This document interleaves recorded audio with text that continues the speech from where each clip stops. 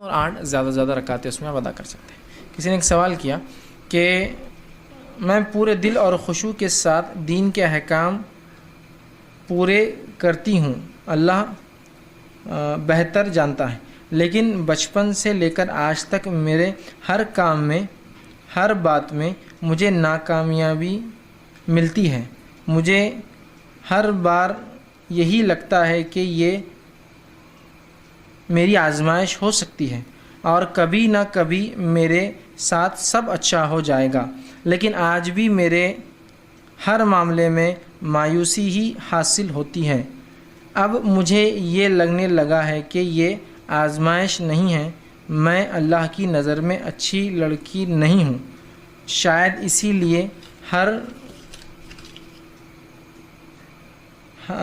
لیے میرے ساتھ ہر وقت برا ہی ہوتا ہے۔ میں کیا کروں؟ انہوں نے کہا، کیا میں سچ میں بری ہوں اس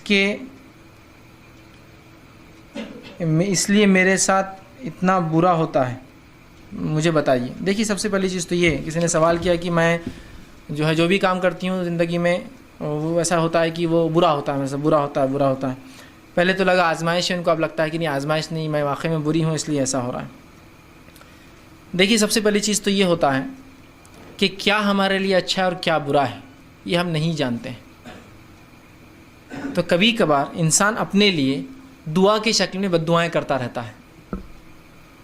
وہ تو دعا کر رہا ہے، اللہ مجھے فلاں مکان دے دے، اللہ جانتا ہے وہ اس کے لیے اچھا نہیں ہے، تو وہ دعا کی شکل میں بد دعا کرتا ہے، اور جب وہ نہیں ملتا تو بولتا ہے یار کیا فائدہ اب زندگی جی کے، وہ چیز نہیں ملی۔ تو آپ در حقیقت دعا کی شکل میں اپنے لیے بد دعائیں کر رہے تھے، اس لیے کہ اللہ جانتا تھا وہ آپ کے لیے اچھا نہیں ہے، میں اور آپ نہیں جانتے تھے، سمجھے؟ تو آپ کی جو سوچ ہے، آپ آزمائش میں، اس سوچ کو آپ جاری رکھیے کہ اللہ آپ کو آزما رہا ہے، اس لیے کہ اگر آپ اللہ کے دین پر ہے، توحید پر ہے، شرک سے بچتے ہیں، کتاب و سنت پر ہے، نمازوں اور فرائض کی ادائیگی ہو رہی ہے، تو اس کا مطلب آپ اچھے انسان۔ اب آپ کی جو بھی آپ کے ساتھ ہو، یہ آزمائش مانی جائیں گی، یاد رکھیے، یہ آزمائش۔ اب اس آزمائش میں آپ کھڑے اترنے کی کوشش کیجیے، اس آزمائش میں آپ صبر کیجیے اور اللہ سے دعا کیجیے، اس لیے کہ انسان کسی چیز کو اپنے لیے اچھا سمجھتا ہے، اللہ بہتر جانتا ہے وہ اچھا ہے یا نہیں، اور کسی چیز کو انسان اپنے لیے برا سمجھتا ہے، اللہ جانتا ہے وہ ہمارے لیے بری ہے نہیں ہے، اس لیے کہ واللہ یعلم وما انتم لا تعلمون، کہ اللہ جانتا ہے اور ہم لوگ، اللہ فرماتا ہے تم نہیں جانتے ہو۔ کوئی چیز کو ہم سمجھتے ہیں کہ ہمارے لیے اچھی، ہم اس کو مل جانا، کوئی چیز کو ہم سمجھتے بری، ہم کو نہیں ملنا، اللہ جانتا ہے کیا ہمارے لیے اچھا اور کیا برا ہے۔ تو لہٰذا ہم کوشش کریں جو آپ کے ساتھ اور اللہ کی طرف سے، اور مایوس نہ ہو، اس لیے کہ مایوسی شیطان کی طرف سے۔ آپ کو لگ رہا ہے میرا کلاس میں ٹاپ آنا یہ میرے لیے سب سے اچھا ہے، ٹھیک، اور ہو سکتا ہے آپ کے لیے اچھا نہ ہو۔ دوسرا یہ ہوتا ہے کبھی کبھار میں آپ سے بدگمانی نہیں کر رہا ہوں، لیکن کبھی کبھار انسان میں وہ صلاحیت نہیں ہوتی جس کے تعلق سے اللہ سے توقعات کرتا ہے۔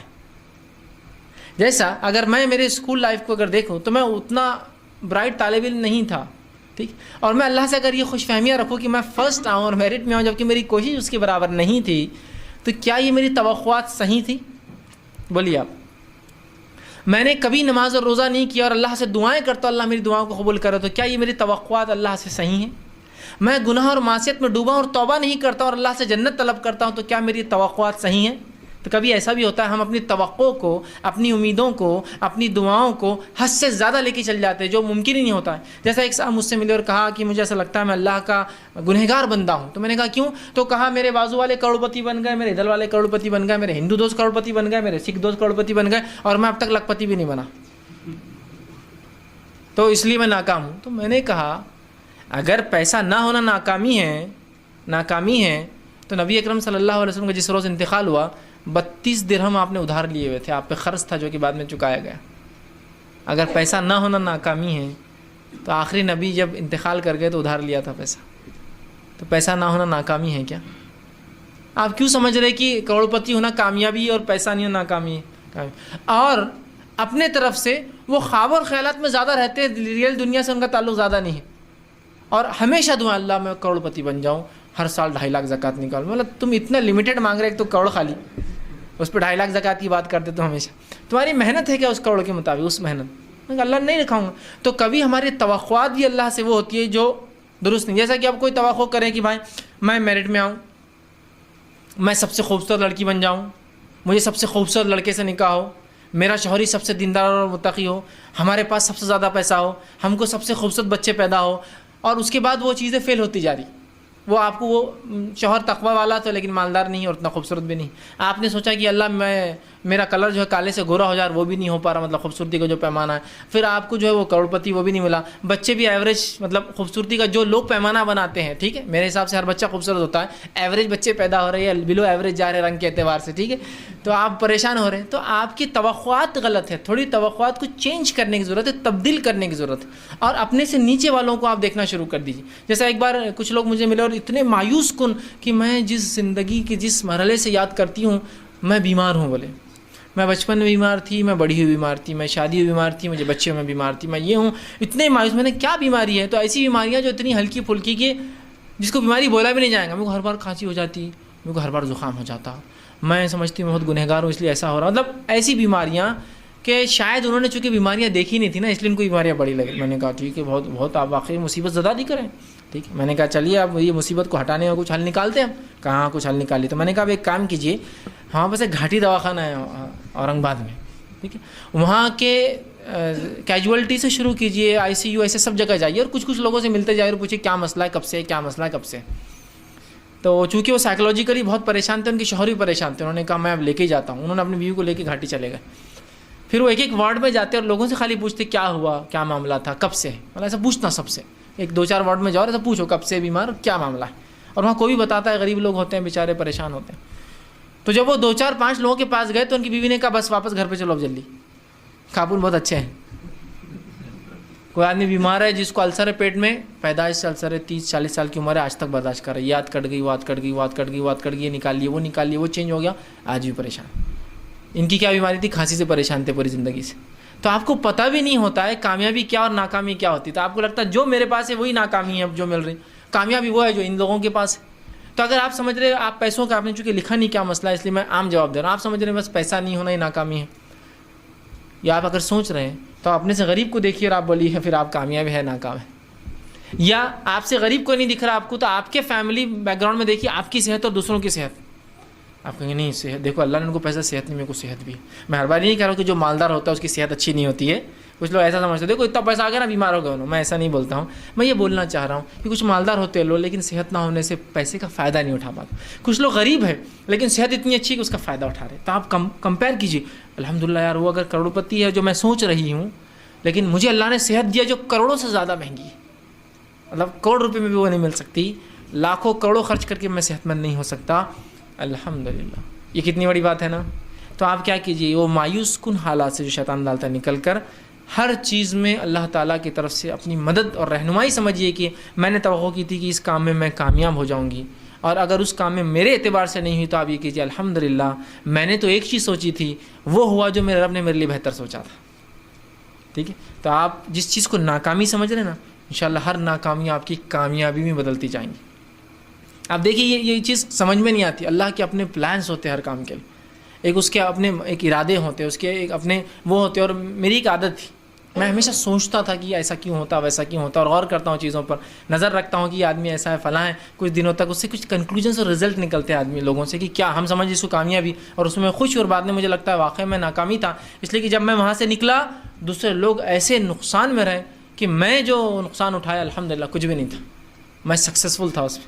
ٹھیک, تو یہ اگر آپ سوچیں گے تو آپ دیکھیں گے کہ اتنے فائدے. جیسے بہت سے لوگ آتے ہیں میرے پاس, کچھ لوگ اس کی گواہی دے سکتے ہیں اگر اوپر ہو موجود یا نیچے ہو. کچھ لوگ آئے کہا کہ ہماری بہن کا نکاح نہیں ہو رہا, ہم اتنے پریشان ہیں, اتنے وہ ہے, ہم کو لگا جادو ہو گیا, فلاں ہو گیا. میں نے کہا ایسا کچھ بھی نہیں ہے, اب اللہ سے دعا کیجیے, فلاں کیجیے, اور انشاءاللہ آج میرے سامنے آپ بیٹھے, کبھی تو بھی آپ کی زندگی کے مرحلے میں آئیں گے اور بولیں گے میرا بھانجا ہے.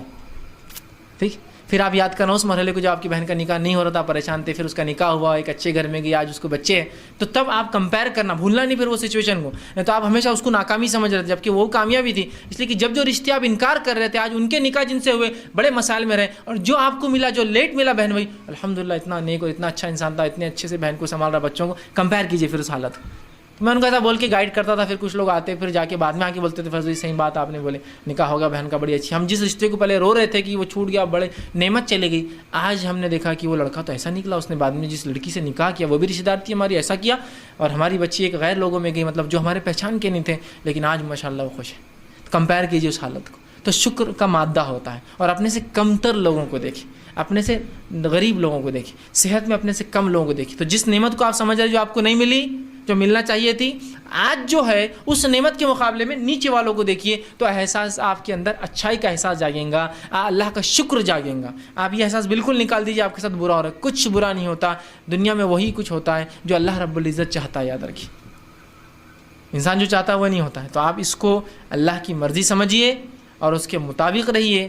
اور اگر لگتا ہے نقصان ہے تو انالیسس کا ایک جذبہ جگائیے, کمپیئر کرنے کا, تو آپ دیکھیں گے الحمدللہ ہم بہت کامیاب رہے, ہم بہت کامیاب رہے, بہت فائدہ مند رہے, بہت ساری سہولتوں کا آج ہم فائدہ اٹھا رہے ہیں. سوچیے, اس پہ غور کیجیے کبھی کہ وہ میں کامیابی سمجھ رہا تھا, وہ چیز آج جو ملی, یہ چیز آج سے 4-5 سال بعد یہ چیز میں کیا کامیابی ملی جو کہ اس میں نہیں مل سکتی تھی مجھے, یا اس لائق نہیں تھا. تو آپ نے آپ کو توقع یا تو زیادہ کر رہے ہیں, توقع آپ کی زیادہ نہیں ہے, تو آپ جو ہو رہا ہے اس کا شکر ادا کیجیے اور موازنہ کیجیے, کمپیئر کیجیے, تو آپ اللہ کا شکر ادا کریں گے, شکر ادا کریں گے. یاد رکھیے, اور بہت خوش ہوں گے کہ ایسا ہوگا کہ کتنا اچھا ہوا. اور اس کے بڑے فائدے اس جذبے کی یاد رکھیے. جیسا کہ ہم والد صاحب نے جب میرے, جیسے میں بتا رہا تھا, میرا ایک انالیسس تھا, میں نے بہت سے لوگوں سے, اپنے دوستوں بھی کوئی بات کی. یہ گھر جب والد صاحب نے لیا, یہ گھر ہمارے نانی نے پرچیز کیا تھا, لیکن کچھ وجہ سے وہ اس کا پیسہ نہ دے سکی. تو انہوں نے کہا کہ کسی اور کی جگہ, والد سے کہا تم آفر, پہلے بھی یہیں رہتے تھے نزدیک, کرائے کے گھر میں تھے لیکن, تو والد صاحب سے آفر دیا اور کہا کہ یہ لینڈ آپ پرچیز کر لیجیے. نانی شاید 10% اس کا 3000 جب پیمنٹ کر چکی تھی, 30,000 میں لینڈ ہم نے جہاں IRC ہے یہ پرچیز کیا تھا والد صاحب نے 82-83 میں. والد صاحب نے کہا ٹھیک ہے میں یہ زمین پرچیز کر لیتا ہوں. ٹھیک, اس کے بعد انہوں نے یہاں گھر بنایا. ٹھیک, اب جب شہر بڑھنے لگے تو میں ایسا سوچتا تھا یہ گھر یہاں کیوں ہے ہمارا, لوگ چاہتے ہیں ایسی زمین ہی ہونا لیکن لوگوں کو ملتے نہیں. یہ پلاٹ ہم کو اس لیے ملا تھا, یہ پلاٹ کراس تھا, آگے پیچھے سب بکا ہوا تھا ریلا گلی, یہ پلاٹ کراس تھا, ترکس تھا, آگے چھوٹا ہے پیچھے بڑا ہے, تو اس کو لوگ منحوس مانتے تھے. آگے 15 فٹ ہے, پیچھے 80 فٹ ہے, تو لوگ منحوس مانتے تھے. کنسٹرکشن برابر نہیں ہوتا, اور اس میں ٹیڑھے پلاٹ میں زندگی اچھی نہیں گزر سکتی, نحوست آتی, بچے پیدا نہیں ہوتے, رزق تنگی ہو جاتی, یہ ہوتا وہ ہوتا, بڑی نحوست تھی. اس وجہ سے یہ پلاٹ ایمٹی تھا, خرید نہیں رہا تھا کوئی.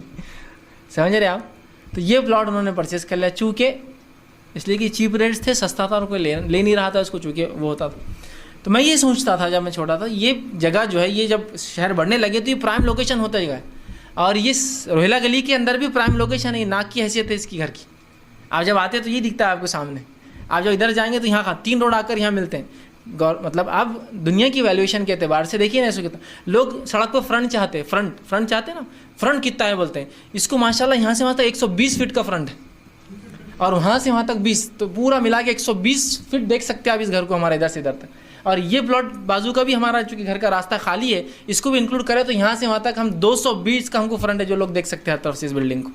لوگ چاہتے ہیں نا فرنٹ ہونا, گھر دکھنا, آزو بازو گھر پیچھے بن جائیں گے, دکھیں کتنا 20 فٹ, پھر کیا فائدہ پیچھے اتنا لمبا ہو کے. تو اس کو فرنٹ دیکھیے آپ کتنا تھا یہاں سے وہاں تک. تو میں سوچتا تھا اس کو اللہ نے یہ جگہ کیوں دلا دی ہوں گی, اس کے پیچھے کیا مقصد رہیں گے, مطلب کچھ نہ کچھ تو ہم کو بینیفٹس ہوں گا, جبکہ اس زمانے میں یہ لیس ریٹ تھا, کوئی اس کو لیتا نہیں تھا, کوئی پسند بھی نہیں کرتا تھا اس کو. ٹھیک, جو شہر کی ویلیو بڑھتی گئی تو میں نے کہا اللہ تعالیٰ کو شاید ایسی جگہ دلانا تھی جو بڑی قیمتی ہو, اور وہ اس کے بعد پھر اس کام سے ہم جڑ گئے دھیرے دھیرے. تو پھر سمجھ میں آیا لوکیشن, سٹی لوکیشن میں کسی زمین کا ہونا, ایک ادارے کا ہونا کتنا فائدہ مند ہے. آج اگر IRC کے لیے کوئی جگہ لینے ہم جاتے سٹی کے باہر, یا ایسی کوئی جگہ سٹی کے اندر ہی, سمجھ اتنی بڑی جگہ 2200 اسکوائر فٹ کی جگہ اگر آپ کرائے سے لیں گے تو کیا کرائے سے ملیں گے, اس کی اہمیت کتنی ہوتی ہے کہ آپ سٹی میں ہر آدمی کو, آنے جانے والے کو یہ گھر نزدیک ہے. تو میں سوچتا تھا کیا پلاننگس ہوں گی اللہ کی. ٹھیک, اس کے بعد جب یہ گھر ہم نے بنانا شروع کیا, اتفاق سے وہ جو کونا ہے گھر کا, جو گول ہے تھوڑا سا, وہاں والد صاحب کا ایک پلان تھا. یہ گھر جس سے ہم نے لیا تھا, تو تبھی 1965 کا جو پلان تھا, یہ سٹی ڈیولپمنٹ پلان, اس کے مطابق وہاں کی 83 اسکوائر فٹ زمین ہماری کٹنے والی تھی, جو کہ ابھی ہم نے گول کر دیا اس کے بعد میں جب یہ کنسٹرکشن کیا آئے گا 83 اسکوائر فٹ. تو وہ خاتون جس سے والد صاحب نے یہ گھر لیا تھا, تو اس خاتون نے اس زمانے میں 83 اسکوائر فٹ کو ہاف ریٹ سے دیا تھا. کہا کہ یہ تو کٹنے والا ہے, وہ تو اب تک نہیں کٹا, ہم نے چھوٹا بنا دیا اس کے بعد میں, کٹا نہیں ہوں. تو کہا آپ جب بھی بنائیں گے تو چونکہ یہ کٹنے والا ہے, آج تو آپ فائدہ اٹھائیں گے, تو 83 اسکوائر فٹ آپ ہاف ریٹ میں لیجیے ہم سے, اب جو بھی ریٹ ہوگا اس کا. 2250 اسکوائر فٹ کا پلاٹ 30,000 میں ملا تھا, 83 اسکوائر فٹ کا ہاف لگایا. تو والد صاحب نے کہا تھا ٹھیک ہے, جب اس کو ہم کراس کریں گے, وہاں کریں گے, تو کچھ ایک پانی کا انتظام تھوڑا سا ہم کر دیں گے, تاکہ آپ نے جو دیا ہم کو اس کا آپ کو بینیفٹ ملے. جب بھی ہم گھر بنائیں گے تو ہم پانی کا ایک انتظام اس کونے پہ کریں گے, اور اس کونے پانی کا انتظام کر کے آپ کے وہ کریں گے کہ ہم کو تو ثواب ملے لیکن آپ کو ملنا چاہیے، اس لیے کہ آپ نے اتنے سال ہم کو 83 اسکوائر فٹ ہاف ریٹ میں دیا۔ جب گھر بنا تو والد صاحب نے مجھ سے کہا کہ میں نے اس عورت سے کہا تھا کہ وہ کارنر پہ جو ہے کچھ پانی کا انتظام کرنا ہے۔ تو میں نے کہا کارنر تو پانی کے لیے ٹھیک نہیں ہے، پہلے تو پانی نہیں ہے، اور پانی کے لیے کارنر تو ٹھیک ہی نہیں ہے، اس لیے گاڑیاں آئیں گے جائیں گے تکلیف ہوں گی۔ سہولت اگر اللہ کبھی دے زندگی میں تو ہم پانی کا ایک نل کا ادھر پروویژن پیچھے کر سکتے ہیں تاکہ ہم کو بھی ثواب ملے، اور ٹھیک ہے۔ اس کے بعد جب گھر کا کنسٹرکشن چالو ہوا تو اسی جگہ جہاں وہ 83 اسکوائر فٹ ہاف تھا اس کے نیچے کنواں نکلا، پانی نہیں تھا ہمارے پاس، پانی کا کوئی انتظام بھی نہیں تھا۔ والد صاحب نے اس زمانے میں نیت کی تھی کہ پانی کا اپن کچھ کر دیں گے لوگوں کے لیے، تاکہ اس عورت نے جو ہاف ریٹ میں دی اس کو بھی اجر ملے، اور اصل اپنی کوشش رہیں گی، جو کرنے والے اپن رہیں گے، لیکن اس نے بھی ہاف ریٹ دی تو پانی کا بولے وہ کارنر پہ کریں گے۔ اور ایگزیکٹلی اس کارنر پہ ہم نے کنسٹرکشن شروع کیا، پورا پلان ویسا کیا کہ ایک ہاؤس وہاں بنائیں گے۔ ابھی بھی گھر جو ہمارا ہے اس کے مردانے میں ہاؤس کا پروویژن ہے، خالی چھوڑا والے ابھی وہاں اسپیکرس لگے ہوئے ہمارے اوپر لیڈیز ونگ کے اندر، ہاؤس کے لیے بنایا تاکہ وہاں پانی کا ہم پینے کا انتظام کریں گے، کیوں تو اتنا پانی کہاں آئے گا، پینے کے حد تک تو لوگوں کو دے سکتے تھے، لیکن پھر وہ چینج کر کے پلان وہ ادھر شفٹ ہو گیا پلان۔ تو اسی جگہ جہاں وہ 83 اسکوائر فٹ کا نیت تھی دیں گے وہاں ایک کنواں نکلا، جو کہ ہمارے خواب و خیال اور گمان میں بھی نہیں تھا کہ وہاں کنواں ہوگا۔ آپ دیکھیے کیسے اللہ کی ایک پلاننگ ہے، اگر ہم اس سے راضی ہوتے جائیں تو وہ چیز خوشی ہوتی ہے، اگر ناراض ہے تو پریشانی، 83 کٹنگ یار اس کو فری دو، آپ پکڑ دو، کیسا جمیں گا، مایوس کن نہیں، ٹھیک ہے، جب جائیں گا وہ بھی خوش۔ ہم نے بھی کہا ٹھیک ہے 83 کا ہم فائدہ اٹھائیں گے، ہاف ریٹ لیں گے، آپ کے لیے بھی کچھ ہم بعد میں وہ کریں، ٹھیک ہے۔ وہ 83 اسکوائر فٹ لے لیا، پھر وہاں کنواں نکلا، پھر ہم نے اس کو بنایا، پھر وہاں کیا ہم نے یہاں بڑے نل کا انتظام کیا، جہاں پینے کا سوچ رہے تھے وہاں بھرنے کا بھی انتظام کر دیا لوگوں کے لیے، ٹھیک ہے۔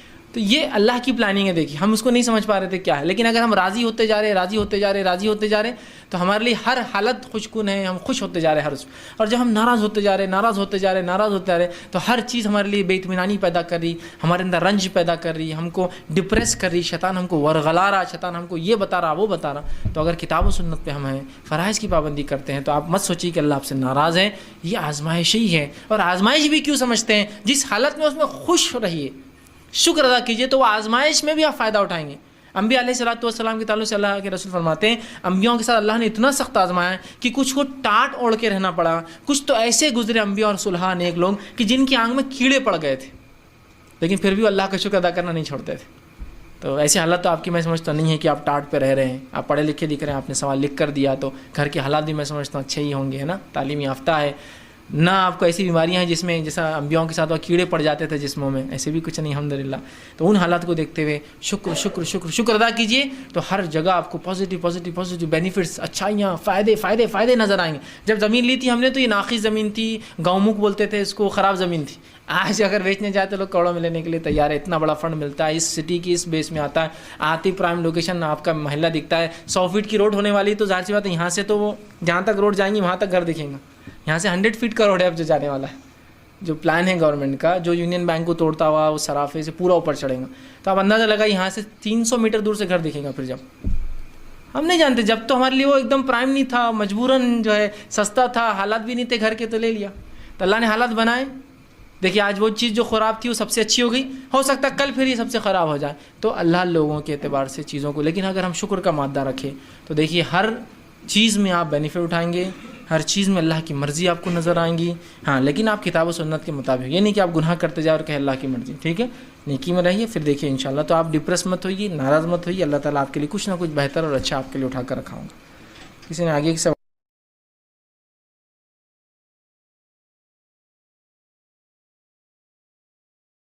گرمی کا موسم اور اس کے آداب کیا ہے، یا گرمی کا موسم آتا ہے ہم اسے کیسے فائدے اٹھائے، گرمی کا موسم اور اس کے کیا مسائل ہے، گرمی کے موسم میں کیا کرے اور کیا نہ کرے، اسلام کیا ہم کو گائیڈ کرتا ہے، ایسی کچھ مختصر سی باتیں انشاءاللہ جس میں رکھنے کی بہرحال کوشش کروں گا۔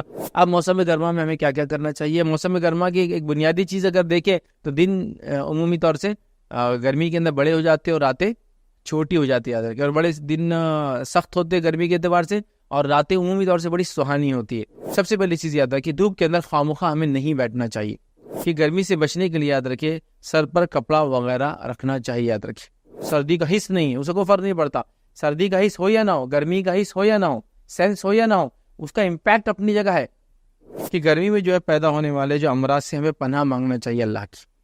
گرمی میں کافی امراض، بیماریاں پھیل جاتی ہیں، مختلف قسم کے واٹر بورن ڈیسیزز، مختلف قسم کے ایئر بورن ڈیسیزز، آئس کریم کھا رہے ہیں، کولاز پی رہے ہیں، گرمی آ گئی نا بھائی، لیکن یہ پیٹ کے لیے اچھے نہیں ہیں، یہ صحت کے لیے اچھے نہیں ہیں، بچوں کے لیے بھی نہیں، بڑوں کے لیے کس کے لیے بھی نہیں، سرٹن لمٹس کے اندر ٹھیک ہے، اوور لمٹ جانا ٹھیک نہیں ہے۔ تو عموماً دیکھا جاتا گرمی کے دنوں میں فجر کی نماز زیادہ چھوٹتی ہے، ریزن کی پھر رات میں جاگ رہے ہیں اور دن میں کیا ہو رہا ہے، پھر نماز جاری. تو اس کا خاص خیال رکھیں.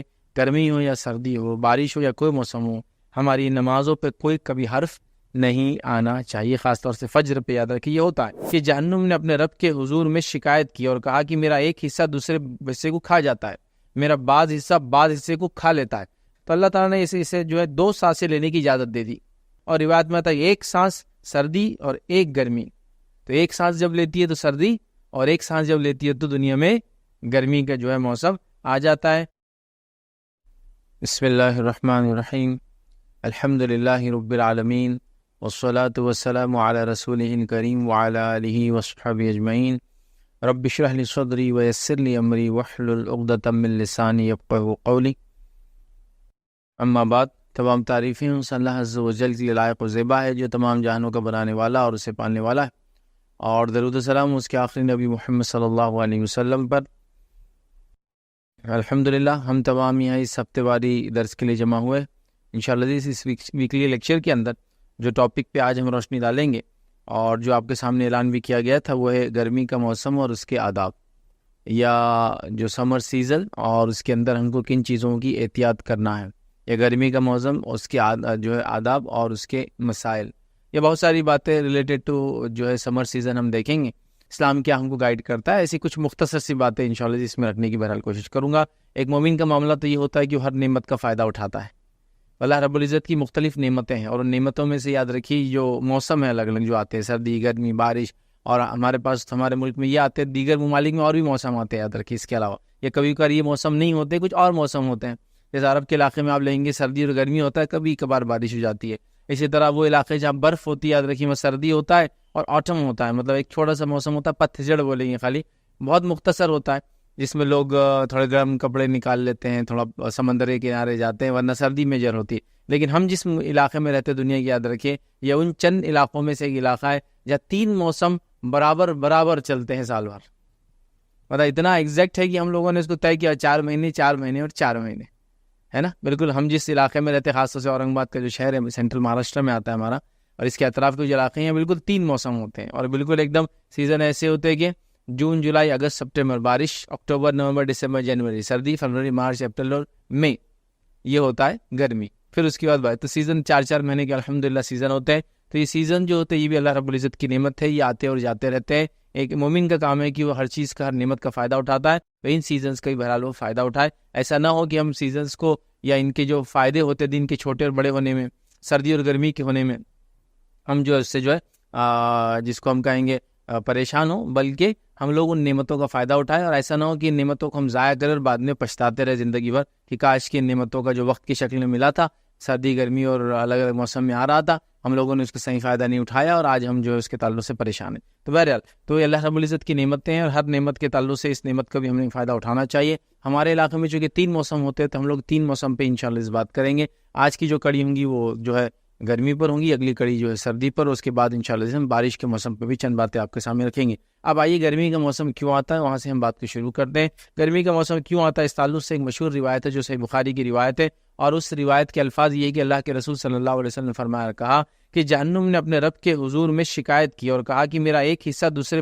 حصے کو کھا جاتا ہے، میرا بعض حصہ بعض حصے کو کھا لیتا ہے. مطلب جہنم کی جو آگ ہے وہ اتنی زیادہ ہے کہ آگ کا ایک حصہ دوسرے حصے کو کھا جاتا ہے. اور ہم سب جانتے ہیں کہ جہنم آگ ہے مکمل طور سے، ہر سزا آگ میں دی جا رہی ہے، لیکن آگ بھی الگ الگ قسم کی اس میں، مطلب کچھ گرم ہے، کچھ اور گرم ہے، کچھ اس سے اور گرم ہے، جو اس سے خطرناک ہے اور اس سے خطرناک ہے، تو الگ الگ قسم کی. اور جہنم کی آگ کے تعلق سے ہم جانتے ہیں وہ اتنی زیادہ شدید ہے کہ وہ کلر لیس ہے، اسموک والی ہے لیکن کلر لیس ہے. آگ وہ کالی ہو گئی ہے. مطلب آگ کے ٹائپس ہوتے ہیں، ہم لوگ جانتے ہیں نا آگ ہوتی ہے تو آپ دیکھیے جب آگ آپ جلاتے ہیں تو سب سے لائٹ کلر کی جو آگ ہوتی ہے وہ بلو ہوتی ہے ایک دم، جس کو اگر آپ کو نمونہ دیکھنا ہے تو آپ کی گیس جب آپ چلاتے ہیں تو گیس کے سٹوو میں جب چلتا ہے تو اس کے سب سے باٹم میں جو ہے جو آگ جلتی ہے وہ بلو ہوتی ہے. بلو سے تھوڑا اوپر آئیں گے تو وہ ریڈش ہوتی ہے، ریڈش سے تھوڑا اوپر آئیں گے تو اورنج ہو جاتی ہے وہ. اور وہ آگ جو آپ تندوروں میں لگاتے ہیں وہ اورنج ہوتی ہے ڈائریکٹ، اس میں بلونیس نہیں رہتی ہے. تو بلو ہلکی ہوتی ہے، ریڈ اس سے زیادہ بھاری ہوتی ہے. لاوا کے اندر اور جو آگ تیز ہو جاتی ہے وہ اورنج ہوتی ہے. تو جہنم کی آگ اتنی تپش والی ہے کہ اس نے کلر لیس ہو گئی، ہو کالی ہو گئی. تو اس نے کہا کہ اللہ میرا ایک حصہ دوسرے سے وہ کھا جاتا ہے. تو اللہ تعالیٰ نے اسے جو ہے 2 سانسیں لینے کی اجازت دے دی. 2 सांसें लेने की अल्लाह ताला ने उसको इजाज़त दे दी। और रिवायत में आता है 1 सांस सर्दी और 1 गर्मी। तो 1 सांस जब लेती है तो सर्दी, और 1 सांस जब लेती है तो दुनिया में गर्मी का जो है मौसम आ जाता है। और तुम इंतहाई गर्मी और इंतहाई सर्दी जो इन मौसमों में देखते हो, ये इसी का सबब है, नबी करीम सल्लल्लाहु अलैहि वसल्लम ने फरमाया। अब कोई सवाल कर सकता है अंटार्कटिका में तो हमेशा बर्फ है, कोई सवाल कर सकता है अगर इंडिया में सर्दी है तो कोई दूसरे मुल्क में गर्मी चल रही होंगी, सऊदी अरब में, गल्फ के इलाके में। देखिए इसका मामला गायब से है। ये सांस 2 ले रही है, ये मामला गायब से है, और इसके नतीजे में दुनिया में क्या असरात होते हैं, सर्दी और गर्मी की जो शिद्दत है आप सल्लल्लाहु अलैहि वसल्लम फरमाते हैं ये इसी की वजह से हो रही है। और आज हम देख रहे हैं गर्मी की शिद्दत बढ़ती चली जा रही है। उमूमी एतबार से बताया जा रहा है कि पिछली सेंचुरी के मुकाबले इस सेंचुरी में 1 डिग्री टेम्परेचर बढ़ गया है, और 1 डिग्री टेम्परेचर बढ़ना मौसम के लिहाज से बहुत खतरनाक बात होती है। मालूम, मतलब ओवरऑल वर्ल्ड का टेम्परेचर 1 डिग्री बढ़ गया है, मतलब गर्मी बढ़ती चली जा रही है, मतलब इंसान मासियत और गुनाह कर रहा है, जहन्नुम देखती चली जा रही है, और उसके असरात दुनिया में महसूस हम कर सकते हैं। तो शदीद गर्मी और शदीद सर्दी जो है वो जहन्नुम की जो 2 सांसें अल्लाह रब्बुल इज्जत ने उसको इजाज़त दी, उससे दुनिया में आती है। चलिए आगे बढ़ते हैं। अब मौसम गर्मा में हमें क्या क्या करना चाहिए। मौसम गर्मा की एक बुनियादी चीज़ अगर देखें तो दिन उमूमी तौर से गर्मी के अंदर बड़े हो जाते हैं और रातें छोटी हो जाती है, और बड़े दिन सख्त होते हैं गर्मी के एतबार से, और रातें उमूमी तौर से बड़ी सुहानी होती है, अच्छी होती है, ठंडी हवा चलना शुरू हो जाती है मगरिब और इशा के वक्त तक। और अगर आधी रात को अब तहज्जुद वगैरह में उठे तो बेहतरीन हवाएं एकदम चलती है। तो एक अलग ही बहरहाल मौसम है, और इस मौसम का भी एक मोमिन फ़ायदा उठाता है। अब चलिए आइए कुछ इसके आदाब हम देखते हैं। सबसे पहली चीज़ याद है कि धूप के अंदर खामोखा हमें नहीं बैठना चाहिए। धूप के अंदर गर्मी के दिनों में क्या होता है, धूप ज़्यादा होती है तो खामोखा धूप में बैठना नहीं चाहिए। बात मैं इसलिए कह रहा हूँ कि लोग खामोखा धूप में बैठने को बड़ा जिसको कहते हैं अहम काम है। हाँ, धूप को लेना, सुबह की थोड़ी सी धूप का फ़ायदा उठाना, जिससे विटामिन डी जो है बॉडी के अंदर जनरेट होता है, जिससे कैल्शियम सही हिसाब से यूज़ होता है, जिससे हड्डियाँ मजबूत होती है, तो अच्छी बात है। लेकिन खामोखा धूप में बैठना ये पसंदीदा अमल नहीं है। याद रखिए, तो हम कोशिश करें गर्मी के दिनों में खामोखा धूप के अंदर ना जाए, खामोखा धूप के अंदर ना बैठे, खामोखा धूप के अंदर बगैर जो एहतियाती जो कवरिंग होना चाहिए, हैट की शक्ल में, क्लॉथ की शक्ल में, कपड़े की शक्ल में, अम्ब्रेला की शक्ल में, छतरी। वैसे हमारे इलाकों में छतरी धूप में यूज़ नहीं करते, बस अजीब समझते छतरी को, इस तरह सिर्फ छतरी का यूज़ होती है बारिश के अंदर। धूप में भी आप कर सकते शेड लेने के लिए, साया लेने के लिए, ठीक है। तो बहरहाल एहतियात करना चाहिए। नबी अकरम सल्लल्लाहु अलैहि वसल्लम ने का एक रिवायत के अल्फाज ये कि नबी अकरम सल्लल्लाहु अलैहि वसल्लम ने मुझे देखा, एक सहाबी फरमाते हैं, मैं धूप में बैठा हुआ था, आप सल्लल्लाहु अलैहि वसल्लम फरमाया साए में आ जाओ, ये मुबारक है। धूप में क्यों बैठे हो, साए में आ जाओ, साया मुबारक है, बरकत वाला है। तो खामोखा धूप में नहीं बैठना चाहिए, इसलिए कि गर्मी की जो तपिश है वो कहीं ना कहीं जहन्नुम की आग की वजह से, और खामोखा इसमें अपने आप को मुब्तला नहीं करना चाहिए। सिवाय इसके कि मेहनत मशक्क़त के लिए, ज़रूरत के लिए इंसान बाहर निकले, उसमें कोई हर्ज नहीं, लेकिन उसमें भी सारी एहतियात के साथ निकले। ऐसे कपड़े पहने जो धूप से बचाते हो, ऐसे कपड़े सर पे डाले जो धूप से बचाते हो, हैट वगैरह का इस्तेमाल करें, कान के अंदर कुछ लगाए ताकि वो धूप होती ना उसकी लौ ना लगे। और जब भी अब धूप में जाए या धूप के अंदर काम करें, इस बात का ख़ास ख्याल रखें कि सन स्ट्रोक से बचने के लिए उसको मुख्तलिफ बीमारियां जो गर्मी के अंदर हो जाती है ना, बुखार वगैरह खूब आता है, वो पानी की कमी से आती है, डिहाइड्रेशन से आती है। तो फिर पानी खूब अच्छे मकदार में पी कर इंसान वो काम करे। तो खामोखा धूप में नहीं बैठना चाहिए। ये पहली एहतियात जो है हमको इस समर के अंदर या इसके अदब में बोलिए कि हमें ये लिहाज रखना है कि धूप में नहीं जाना है, खामोखा नहीं बैठना है। अल्लाह के रसूल सल्लल्लाहु अलैहि वसल्लम ने खामोखा बैठना पसंद नहीं किया। एक साहबी धूप में थे तो आपने कहा साए में आ जाओ, मुबारक है, ये अच्छी चीज़ है, याद रखें, ठीक है। इसी तरह दूसरी चीज़ जो हमको ध्यान में रखना है, याद रखिए, वो ये, इसी में एक और चीज़ बहरहाल ऐड कर देता हूँ, धूप में नहीं बैठना। नबी अकरम सल्लल्लाहु अलैहि वसल्लम ने ये बात फरमाई, और मुस्नद अहमद की रिवायत है, इसके अंदर आपने फरमाया रखा कि आपने धूप और साए के बीच में बैठने से मना किया, इसलिए कि आपने फरमाया रखा ये शैतान की नशिस्त होती है। यहाँ ये शैतान की मिलने की जगह है, बैठने की जगह है। कौन सी जगह? जहाँ आप देखते हैं कि धूप आती है और आप जब बैठते हैं तो सडन बॉडी पार्ट धूप में होता है और सडन बॉडी पार्ट छाँव में आ जाता है। जैसे कि आप एक दीवार के पास है और दीवार का साया एक हद तक आता है, लेकिन जब आप बैठते हैं तो आधा धूप और आधा छाँव होती है। तो इसमें आप सल्लल्लाहु अलैहि वसल्लम बैठने से मना किया है। और कुछ बातें मैंने ऐसी पढ़ी है, मैं नहीं कह रहा हूँ कि फैक्ट्स है, बट स्टडीज़ है कि धूप और छाँव में एक साथ नहीं बैठना चाहिए, क्योंकि बॉडी का एक हिस्सा गर्म होता रहता है और दूसरा हिस्सा भी ठंडा रहता है, बॉडी का टेम्परेचर एक साथ मेंटेन नहीं हो पाता है। और नबी अकरम सल्लल्लाहु अलैहि वसल्लम ने फरमाया ये शैतान की नशिस्त है, तो लिहाजा ऐसी जगहों पे बैठने से एहतियात करना चाहिए। अगर आप बैठे हैं तो आगे सरक जाना चाहिए, साए में आ जाना चाहिए, या पूरा धूप में चला जाना चाहिए, डिपेंड है। अब जैसे सर्दी का मौसम है तो आपको लगेगा धूप में बैठना अच्छा है तो आप पूरे धूप में हो जाइए, गर्मी का मौसम है तो आप उल्टा कीजिए, छाँव में, मतलब या तो पूरी छाँव में आ जाइए तो पूरे धूप में चले जाइए, बीच वाले उसमें बैठने से आप सल्लल्लाहु अलैहि वसल्लम ने मना किया है। अब दूसरी चीज़ जो याद रखिए, इस मौसम के अंदर जो मौसम گرمی کا ہوتا ہے اس میں ہمیں اس کی جو ادب ہے یا اس کے تعلق سے جو چیز کا خاص خیال رکھنا ہے وہ یہ یاد رکھیے کہ گرمی سے بچنے کے لیے یاد رکھیے سر پر کپڑا وغیرہ رکھنا چاہیے. یاد رکھیے یہ بھی ایک اہم چیز ہے, یاد رکھیے کہ اپنے سر وغیرہ کو گرمی کے اندر جو انسان اپنے جو ہے ڈھکنا چاہیے. نبی اکرم صلی اللہ علیہ وسلم کے تعلق سے جو بات آتی ہے وہ یہ آتی ہے کہ ایک صحابی فرماتے ہیں کہ میں نے رسول اللہ صلی اللہ علیہ وسلم کے ساتھ حج کیا تو بلال رضی اللہ عنہ کو دیکھا کہ وہ آپ صلی اللہ علیہ وسلم کی اونٹنی کے جو ہے مہار پکڑے ہوئے تھے, مطلب اس کی جو نکیل ہوتی ہے پکڑے ہوئے چل رہے تھے, اور اسامہ بن زید آپ صلی اللہ علیہ وسلم کو گرمی سے بچانے کے لیے آپ کے اوپر اپنے کپڑے سے سایہ کر رہے تھے. تو نبی اکرم صلی اللہ علیہ وسلم پر ایک صحابی جو ہے سایہ کر رہے تھے اپنے کپڑے سے. تو دھوپ کے اندر یاد رکھیے گرمی سے بچنے کے لیے سر پہ کپڑا, سر پہ ٹوپی یا ایسے کپڑوں کا استعمال کرنا چاہیے جس سے آپ دھوپ سے بچ سکے. اور اللہ کے رسول صلی اللہ علیہ وسلم نے خود یاد رکھی گرمی کے اندر اپنے آپ کو سائے میں رکھا اور سائے میں رہنا پسند کیا, اور صحابہ نے نبی اکرم صلی اللہ علیہ وسلم کو سایہ دینے کی کوشش کی جب آپ سایہ لے نہیں سک رہے تھے. یاد رکھیے لیکن ابھی آپ دیکھیں گے کہ حج کی بات آ رہی ہے اور سر پہ سائے کی بات آ رہی ہے, تو یاد رکھیے سر پہ حج کی حالت میں احرام میں آپ کپڑا نہیں ڈال سکتے. یاد رکھیے یہ سائے سے مراد اوپر کوئی چیز تھی ایز اے شیڈ, ٹھیک ہے. تو آپ بولیں گے روایت میں حج میں آپ سر پہ سایہ تھا تو کوئی کپڑا نہ ڈال لے. احرام کی حالت میں تو آپ سر پہ کچھ بھی ڈھک نہیں سکتے ہیں, اس کے اوپر چھتری کی شکل میں ہے, کوئی چیز کا شیڈ ہے تو اس کے نیچے بیٹھ سکتے ہیں. تو سایہ کرنا چاہیے, یاد رکھیے یہ ضروری ہے. بہت سارے نوجوانوں کو ہمارے پاس ایک عجیب جوش رہتا ہے, میرے کو سردی اور گرمی کا اثر نہیں ہوتا, تو سردی میں بھی بغیر سویٹر بغیر جیکٹس وغیرہ کے اور گرمی کے اندر بھی بغیر ٹوپی وغیرہ کے نکل جاتے ہیں. یہ بات میں مانتا ہوں کہ انسان کی سوچ کے اعتبار سے گرمی اور سردی کا وہ احساس اپنے اندر محسوس نہیں کرتا ہے, لیکن سردی اور گرمی کا فزیکل افیکٹ ہوتا ہے. اس کے آپ کے حصے کو وہ نہیں کہ میں بولوں کہ مجھے سردی کا حص نہیں ہے, اس کو فرق نہیں پڑتا. سردی کا حص ہو یا نہ ہو, گرمی کا حص ہو یا نہ ہو, سینس ہو یا نہ ہو, اس کا امپیکٹ اپنی جگہ ہے.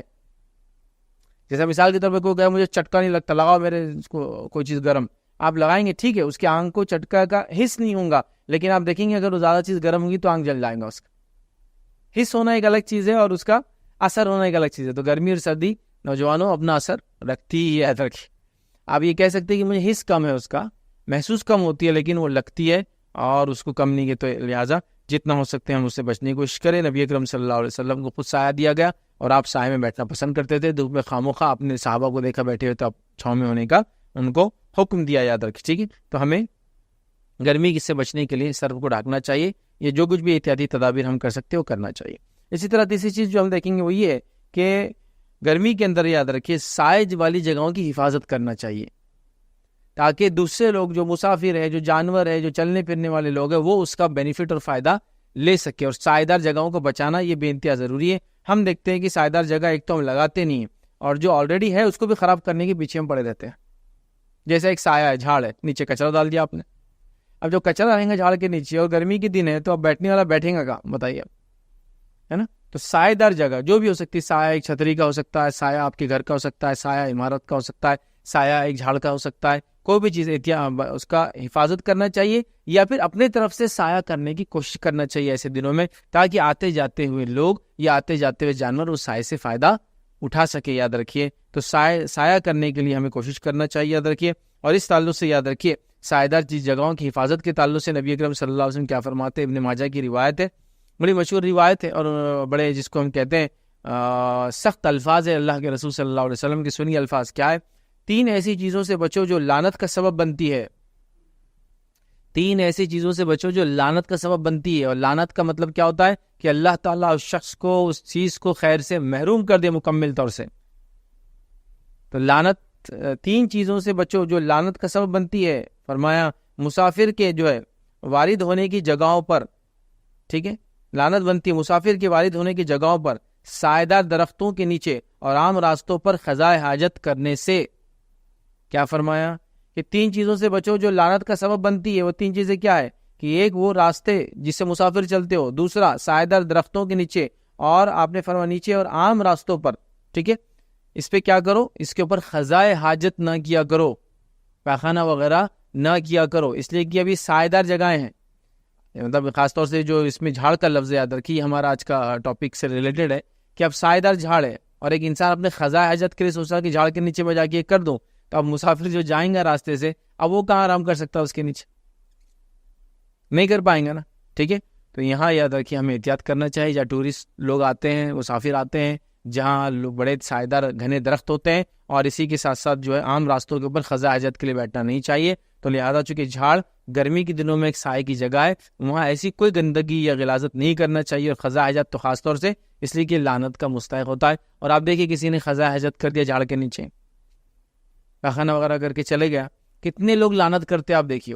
جو آدمی زیادہ دیکھتا ہے بولتا لعنت ہے اس پہ, کس نے کر کے گیا ہے نا. کتنی بری بات ہے ایسی جگہوں پہ کرنے سے. احتیاط کرنا اس لیے کہ ہم سائے دے نہیں رہے اور سائیدہ چیزوں کو برباد کر رہے ہیں. اسی طرح چوتھی چیز جو ہم کو یاد رکھنا ہے یا اس کا ادب یا اس گرمی میں جو کرنا وہ یہ کہ ہمیں کوشش کرنا چاہیے جب ہم سائیدہ چیزوں کی حفاظت کرنے کی بات کریں, ہم خود ایسا کچھ کریں کہ سایہ لگائے یا کوئی درخت لگائے یا پانی وغیرہ کا انتظام کرے جس سے انسان اور جانور فائدہ اٹھائے. گرمی کا جب موسم آتا ہے تو ہمیں کوشش کرنا چاہیے یا تو سایہ چیزوں کی حفاظت کرے, ایک نقطہ تو لے لیا ہم نے, لیکن ہم خود سایہ بنے, سایہ چیزوں کا انتظام کرے جس میں خاص طور سے جھاڑ وغیرہ لگائے, لوگوں کے لیے پانی کا انتظام کرے جس سے انسان اور چرند پرند فائدہ اٹھائے. حتیٰ کہ میں کہوں گا کہ پرندوں کے لیے اگر اس موسم کے اندر کچھ آپ اناج وغیرہ کا جو کہ ناقص قسم کا ہوتا ہے یا وہ کھانا جو آپ کا ویسٹ ہو جاتا ہے اس کو رکھنے کا کوشش کرے کسی ایک جگہ جہاں کے چڑیا پرندے وغیرہ جانور بلی وہ کھا لے, تاکہ اس موسم میں کیا ہوتا ہے چیزوں کی کمی ہوتی ہے, پرندے وغیرہ کافی پریشان آپ دیکھیں گے, بڑے جانور تو ٹھیک ہے ڈھونڈ لیتے ہیں تو ان کا انتظام بھی ہو جاتا ہے. تو یہ کوشش کرنا چاہیے. فورتھ پوائنٹ ہمارا یہ کہ سایہ دار چیزوں میں اضافہ کرو اپنی طرف سے. گھر ہے تو گھر کے سامنے ایک چھجا ڈال دیا, تھوڑا سا پرماننٹ چھجا نہیں جو انکروچمنٹ کی شکل میں ہو, بلکہ مقصد ہے کہ لوگ سائے سے فائدہ اٹھائیں. یا درخت لگا دیا, درخت بڑی اہم چیز ہے, یاد رکھیں انشاءاللہ العزیز ہم ایک پورا لیکچر اس تعلق سے میں تیار کر رہا ہوں کہ اسلام میں درخت کی, پلانٹس کی, ٹریز کی کیا اہمیت ہے یاد رکھیے, اور اسلام میں درخت کی, جھاڑوں کی بڑی اہمیت ہے یاد رکھیے.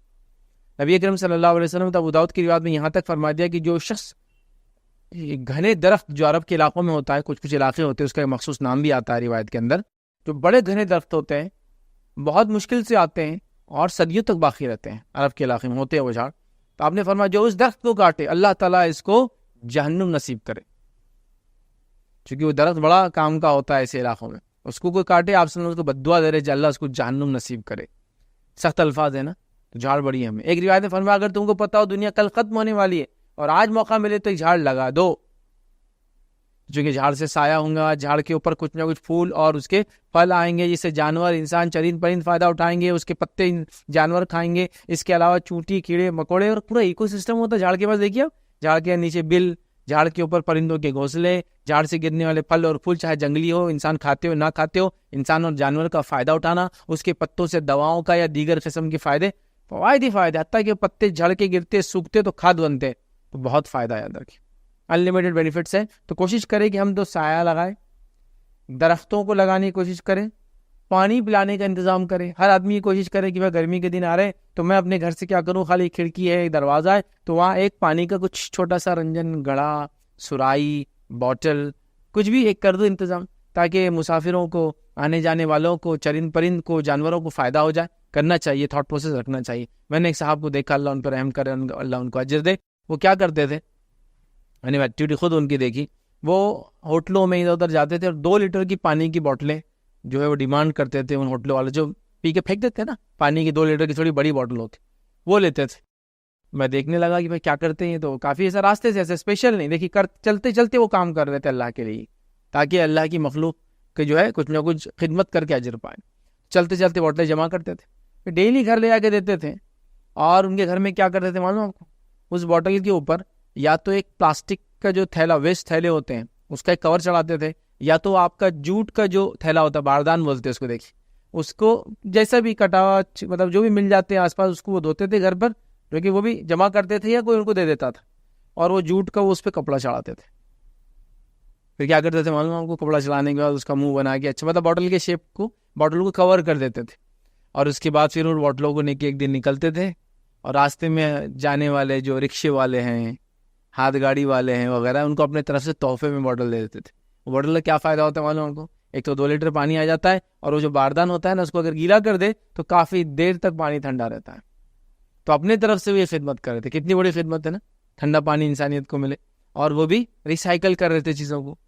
آلریڈی بوٹل جو یوز میں آ رہی تھی پھینکنے میں, آلریڈی جو باردان وغیرہ مل رہے تھے, کپڑے, پرانے کپڑے ہوتے نا, ٹیلرس کے بہت ہوتے پھینکنے کے, اس کا وہ کور بناتے تھے گھر میں, ان کے لیڈیز بنا دیتے تھے اور وہ کر دیتے تھے. اور وہ ہر روز 10-20 لوگوں کو ایسا کر رہے, جیسا ان کو موقع مل رہا, کبھی سنڈے وغیرہ تو گھر میں پوری فیملی بنا رہی اور لوگوں کو دے رہی. تو یہ خدمت یاد رکھیں, اور ضروری انسانیت اسی لیول پر سوچے چیزوں کے. ہر آدمی سوچے میرے ایک کرنے سے کیا ہوں گا, ہر آدمی یہ سوچے کہ ہم سب نے کچھ نہ کچھ کرنا چاہیے تو کچھ نہ کچھ انشاءاللہ ہوں گا. ہر آدمی کیا سوچا میرے کرنے سے کیا ہوگا. بٹ بہرحال وہ کوشش کر رہے تھے تو یہ درخت لگائے, سایوں کا انتظام کرے, پانی پلانے کا انتظام کرے, ایک سرائی صحیح, ایک بوٹل صحیح, ایک گھڑا صحیح, جس کو اللہ نے جو طاقت دی ہے, اللہ نے آپ کو اور پانی دیا تو کیا کیا نہیں ہو سکتا, بہرحال سب کرے. اس لیے کہ ظاہر سی بات ہے این جی اوز, گورنمنٹ, تنظیمیں کیا کیا کریں گی, ہر آدمی کو پارٹیسپیٹ کرنا ہے ان کاموں کے اندر. یاد ہے جیسے کہ مثال کے طور پر اگر ایک تنظیم یہ سوچیں گی ایک محلہ ہے جس محلے میں پورے لوگ غریب ہے, 2-4 ہزار لوگ, ان کو ہم کھانا کھلائیں گے, کتنے دن وہ کھانا کھلا پائیں گی بتائیے آپ. پہلے دن کھانا کھلایا 1-2 ہزار لوگوں کو 1 لاکھ روپیہ لگ گیا, اندازاً 1-2 لاکھ کہاں سے لائیں گی, نہیں لا پائیں گی نا. لیکن اگر سارے لوگ مل کے سوچے, جو 1000 گھر ہے جو کھاتے پیتے, وہ سوچے کہ ہم 2 روٹی سب دے دیں گے تو 2000 لوگ کھانے پینے والے اس سے سیراب ہو جائیں گے. ایک تنظیم, ایک گورنمنٹ یہ کام نہیں کر سکتی, سب سوسائٹی, سماج کو مل کے کرنا. بہرحال تو اس کام خاص طور سے گرمی میں اہتمام کرے, درخت لگانا, پانی وغیرہ پلانا, انسان جانوروں کو فائدہ اٹھانا, سائے دار چیزوں کا انتظام کرنا وغیرہ وغیرہ, یاد رکھیں اس کا انتظام کرے. اسی طرح جو چیزوں کو ہم کو گرمی کے موسم میں یاد رکھنا, یاد رکھیے وہ یہ ہے کہ گرمی میں جو ہے پیدا ہونے والے جو امراض سے ہمیں پناہ مانگنا چاہیے اللہ کی. گرمی میں کافی امراض, بیماریاں پھیل جاتی ہیں, مختلف قسم کے واٹر بورن ڈیسیزز, مختلف قسم کے ایئر بورن ڈیسیزز, گرمی مختلف قسم کی آنکھوں کی بیماریاں ہوتی ہیں نا. گرمی میں دیکھیں وہ پتے سوکھ جاتے ہیں کبھی جھاڑوں کے, تو کچھ چیزیں اڑ کر آتی ہیں, آنکھوں میں لگتی ہے اور آنکھوں میں بیماریاں آتی ہے, تو آنکھوں کی بیماریاں کامن ہو جاتی ہے. پھر سن اسٹروک کامن ہو جاتا ہے, بخار وغیرہ کی بیماریاں کامن ہوتی ہے, کیڑے مکوڑے کی تعداد تھوڑی بڑھ جاتی ہے, تو مختلف ڈیسیزز کامن ہے. مچھر سے ملیریا ہو رہا, ڈینگو ہو رہا, اور فلاں چیز بڑھ جا رہی ہے, اور یہ ہو رہا ہے, اور سانپ کے کاٹنے کے واقعات زیادہ سے کئی چیزیں آپ سنتے ہو گرمی کے اندر ہوتا ہے. چونکہ بہت ساری مخلوقات اللہ کی جو زمین کے اندر رہتی ہے, زمین کی گرمی کی وجہ سے باہر نکلنا شروع ہو جاتی ہے. تو بہرحال گرمی کے اندر یاد رکھیے امراض سے پناہ مانگنی چاہیے. اور صحیح بخاری کی روایت ہے, عبداللہ بن عمر کے تعلق سے آتا, رضی اللہ عنہما کے تعلق سے آتا ہے, بخار جہنم کا شعلہ ہے. آپ نے فرمایا کہ اللہ کے رسول نے فرمایا بخار جہنم کا شعلہ ہے, اس لیے اس کی گرمی کو پانی سے بجھاؤ. اللہ کے رسول کو انہوں نے فرماتے سنا کہ بخار جو ہے جہنم کا ایک شعلہ ہے, اس لیے اس کی گرمی کو پانی سے بجھاؤ. تو اس لیے بخار کا علاج کیا معلوم آپ کو, پانی.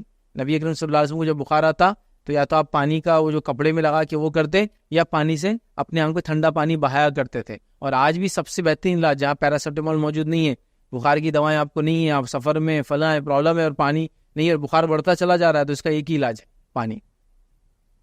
پانی سے آپ کیا کیجئے, کپڑے کو بھگائیے, لگائیے آنکھ پہ, خاص طور سے سر پہ, چونکہ سر زیادہ, اور پٹیاں نکالیے, دیکھیے بہت حد تک کنٹرول میں آ جاتا ہے.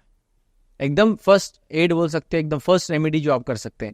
تو بہرحال آپ نے کہا کہ یہ جو بخار ہے جہنم کی آنکھ کا ایک شعلہ ہے, اور اس کے لیے اس پانی سے بجھاؤ. اور ناصر رحمۃ اللہ علیہ جو ایک تابعی فرماتے ہیں کہ ہم نے عبداللہ بن عمر رضی اللہ عنہ کو یہ دعا کرتے ہوئے سنا اس گرمی کے موسم کے اندر. اور وہ کیا دعا کر رہے تھے, وہ فرماتے اور کہتے ہیں کہ آپ کہتے ہیں کہ اللہ ہم سے مصیبت دور کر. تو گرمی کے اندر وہ بیماریوں سے پناہ مانگ رہے, اللہ ہم سے مصیبت دور کر. تو ہر موسم کے اندر کچھ نہ کچھ بیماریاں بھی آتی ہے, ہمیں اللہ سے ہمیشہ پناہ مانگنا چاہیے کہ اس موسم کے فوائد اٹھانے کی ہمیں توفیق دے, اور اس کے تکلیف اور اس کے بیماریوں سے ہمیں پناہ دے. تو یہاں ایک صحابی ہے جو اس کی بیماریوں سے پناہ مانگ رہے ہیں, اور کہہ رہے ہیں کہ اللہ کے رسول نے فرماتے ہوئے سنا کہ یہ جو بخار جو ہے وہ جہنم کی آنکھ کا ایک شعلہ آیا ہے, اس کی وجہ سے ہوتا ہے, لہٰذا پانی سے اسے بجھاؤ. اور آپ پناہ مانگ رہے تھے کہ ہمیں بیماریوں سے اللہ تعالیٰ پناہ دے, مصیبت ہم سے دور کر, یاد رکھے. تو یہ ہم کر سکتے ہیں. اسی طرح جو کام ہم کو کرنا ہے, جو آداب ہے اس موسم کے اندر گرمی میں, یاد رکھیے وہ یہ کہ اگر گرمی کی شدت کم کرنے کے لیے ٹھنڈی چیزیں استعمال کرنا ہو تو آپ کر سکتے ہیں. بس احتیاط یہ کہوں گا, بچوں وغیرہ کو گرمی میں ایک تو زیادہ جاتے نہیں ہیں, مسئلہ ہوتا نہیں, لیکن گرمی کی وجہ سے ٹھنڈک بہت زیادہ چالو ہو جاتی ہے, ٹھنڈا پی رہے ہیں, فلاں کر رہے ہیں, یہ کر رہے ہیں.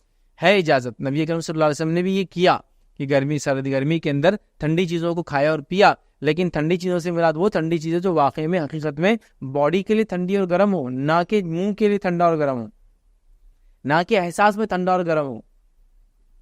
سمجھ رہے, یہ بڑی امپورٹنٹ چیز ہے, یاد رکھیں. تو آئیے نبی کریم صلی اللہ علیہ وسلم کے تعلق سے ایک روایت ہے, ابو داؤد کی حدیث ہے, اور اس میں ایک عمل بھی معلوم ہوگا اور ایک چیز کا علم بھی ہمارا اضافہ ہوگا. آپ صلی اللہ علیہ وسلم تربوز اور کھجور ساتھ ملا کر کھایا کرتے تھے. تربوز, واٹر میلن, اور کھجور, ڈیٹس ساتھ ملا کر کھاتے تھے, اور فرمایا کرتے تھے ہم کھجور کی گرمی کو تربوز کی ٹھنڈک سے ختم کرتے ہیں, اور تربوز کی ٹھنڈک کو کھجور کی گرمی سے توڑتے ہیں. کھجور ہوتے ہیں گرم اپنے آپ میں, تربوز ہوتا ہے ٹھنڈا اپنے آپ میں. اور گرمی کا موسم تو بڑا اچھا ہے, تربوز کے لیے تو خاص موسم ہے, لیکن اگر ٹھنڈک زیادہ ہو رہی تو اس کے ساتھ کیا کھا لو, کھجور کھا لو. تو پتہ ہی چلا طب کا ایک اصول بھی ہے کہ کوئی چیز اگر استعمال کی جا رہی ہے اور اس کے نقصان سے بچنا ہے تو اس کا اینٹیڈوٹ بھی ساتھ لیا جاتا ہے. جیسا بہت سارے لوگوں کو کیلوں سے سردی ہو جاتی ہے نا, تو کیا بولتے ہیں کیلے کھاؤ اور ساتھ میں الائچی کے ایک بیج کھا لو, اس کے ساتھ کیا جاتا ہے نا. تو یہ اینٹیڈوٹ ہے, یاد رکھیے اسی کے ساتھ. تو آپ صلی اللہ علیہ وسلم تربوز بھی کھا رہے ہیں, کھجور ملا کے کھا رہے ہیں, اور کیا فرما رہے ہیں کہ تربوز کی ٹھنڈک اگر بڑھتی ہے تو کھجور کی گرمی سے ہم توڑ رہے ہیں اس کو, اور کھجور کی گرمی کو تربوز کی ٹھنڈک سے ہم توڑ رہے ہیں. ٹھیک ہے, تو مطلب کھانے میں معتدل ہونا چاہیے. نبی اکرم صلی اللہ علیہ وسلم کو معلوم تھا کہ کھانا پیٹ کے اعتبار سے کون سا ٹھنڈا اور گرم ہوتا ہے, اور اس کے اعتبار سے آپ کریں تو گرمی کے موسم میں ٹھنڈی چیزیں کھانا چاہیے. لیکن ٹھنڈی میں جو کہہ رہا ہوں وہ کیا ہے, جو پیٹ کے لیے صحت کے لیے ٹھنڈی اور گرم ہو, نہ کہ صرف منہ کے ذائقے کے اعتبار سے, ہے نا. جیسا کہ بہت گرمی کا موسم ہے تو میں کیا پی رہا ہوں, چلو کولڈ ڈرنک پی کے آئیں گے, اور کولڈ ڈرنک کے نام پہ کیا پی رہے ہیں آپ, سافٹ ڈرنکس پی رہے ہیں, اور سافٹ ڈرنکس کے نام پہ کیا پی رہے ہیں آپ, کولاس پی رہے ہیں آپ, اور کولا کے نام پہ آپ کیا کر رہے ہیں معلوم آپ کو, وہ ٹھنڈا تو صرف فریج کے اعتبار سے ہے, لیکن وہ کولاس جب آپ کے پیٹ میں جاتے ہیں تو وہ کیا کرتے ہیں, ایکسٹرا آرڈنری اماؤنٹ کے اندر شوگر آپ کے پاس لے جاتے ہیں جو آپ کو ضرورت نہیں اس کی. Extra ordinary amount of sugar. کتنی شوگر کہ کچھ کولا ڈرنکس کے اندر 60 grams, 70 grams, 80 grams, 90 grams, 120 grams of sugar, 250